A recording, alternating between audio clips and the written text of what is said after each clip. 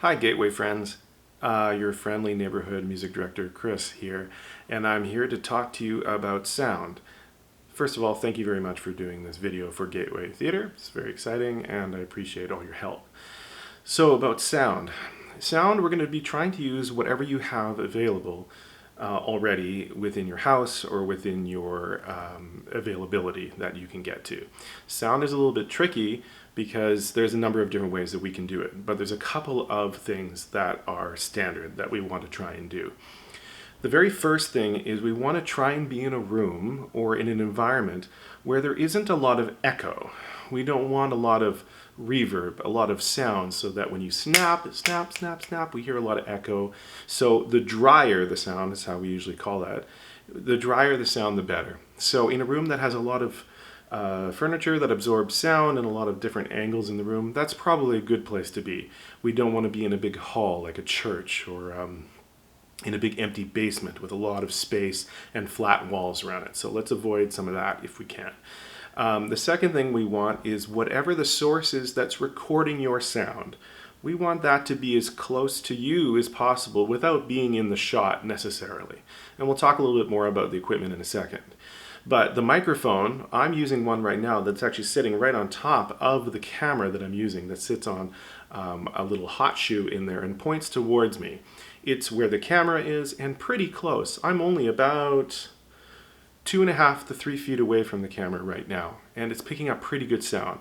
So we want the source of the sound being picked up to be as close to you, if possible, without it being in the shot. So that's number 2. Dry room and as close to your source, to your voice, as we can get. Second thing, or third thing now I should say, is the equipment available. Most often you're probably going to be using your iPhone or some sort of phone to record.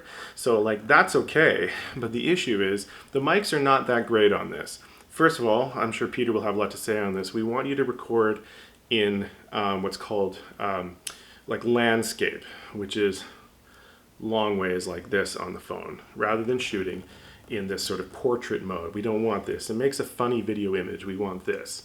Now the other thing is, the problem is the sound isn't super great, and if this is far away from you, again, our second rule, it's going to be too far away for the sound to be picked up super clearly with you.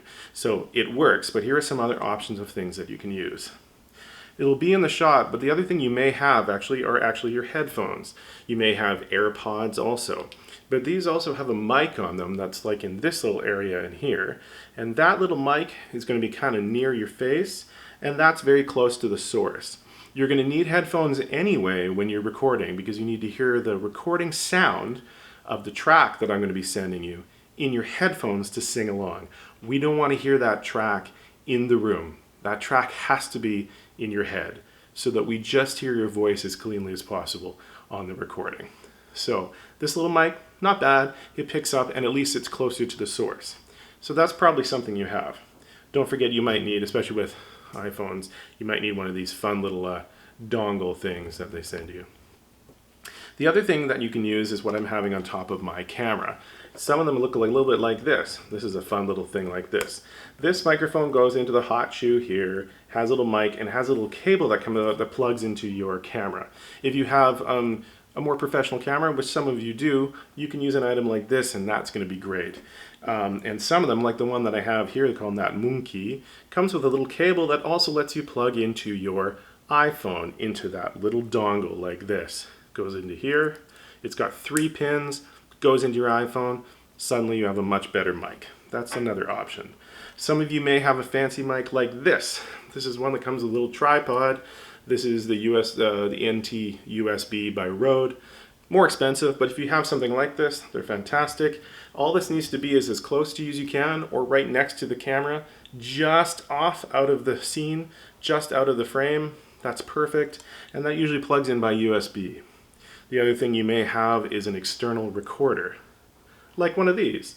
This has a pretty good mic on it, and it can be sitting close to you or just off frame and can record. Now here's the main point for number 4.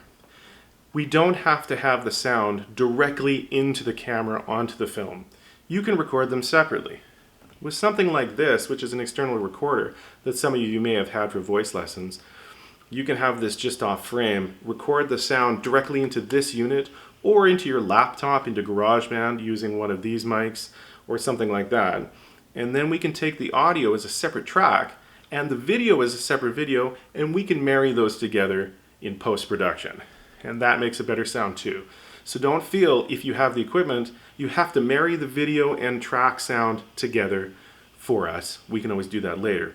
It's always a good idea when you are doing that just to put a nice clap, and then we can sync up the sound and the video in one clap. So we can see it visually, and then we can hear it on the track, and we just kind of move those together. It's very helpful. So that's it for sound. I'm happy to answer any questions that you need, or any questions that you have about equipment, or how to cut the sound together. And also, we just want to use what you have available to give you the best sound we can. So just to recap all those things, you want to be in a dry room as possible, where there's not a lot of echo or reverb. That's number one. Number two is that we want the microphone to be as close to the source being you. So we want that microphone to be as close as you can without necessarily seeing it. Three is to be able to use the right microphone, whatever you have available, whether it's earbuds or whatever it is, to be close to you to record the audio. And number four is that equipment doesn't have to be connected to the video. You can take a mic like this into your computer, or you can take a mic like this into the camera, or you can take an external recorder like this and record onto that and send us 2 different tracks. Anyway, that's a lot of information, but I think it was easier to put it on film than it was to write it all down. Anyway, let me know if you have any questions. I'm glad you're all doing this. Good to see you.